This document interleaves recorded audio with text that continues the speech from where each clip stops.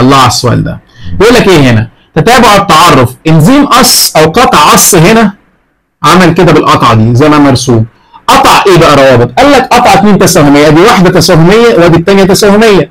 طب قطع ايه هيدروجيني؟ مش دي جي وسي ادي 3، ودي ايه وتي ادي 2، ودي ايه وتي 2، ودي جي وسي 3، 3 و3 6 و2 و2 4، يبقى 10 هيدروجينيه و2 تساهميه. المهم جدا جدا بيقول لك ايه الاخطاء اللي في الرسم قدامك. اولا ده تي ار ان اي، ده قدامنا تي ار ان اي، يبقى ده تي ار ان اي خلاص. ده الشيال. اولا ده الطرف 3 بتاعه سي سي اي في النهايه، خلي بالكوا الحته دي المفروض 5 ودي البدايه، اوكي دي اول نقطه. الناحيه الثانيه دي 3 ودي النهايه، اوكي مفيش اي مشاكل حتى الان. ولكن في حاجه غريبه جدا، ان شايل الحمض الاميني هو الطرف 5، المفروض يبقى شايله هو الطرف 3، يعني المفروض الحمض الاميني يبقى هنا، يبقى دي اول غلطه.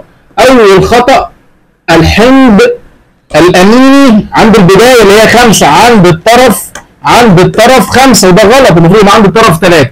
تاني حاجه ده اسمه مداد الكودون A يو سي. تعال نشوف الكودون بتاعه، الاي قصادها يو، واليو قصادها A، والسي قصادها جي. يو اي جي ده هل ده كودون؟ ما ده مضاد يبقى ده كودون. هل ده كودون عادي بالنسبه لك؟ يابا ده كودون وقف يا حبيبي، ده كودون وقف، يبقى ده خطا، يبقى ده خطا. والخطا الثاني حمل الحمض الاميني على الطرف 5 هو المفروض يبقى عند الطرف 3. دي نقطه مهمه وفي غايه الاهميه.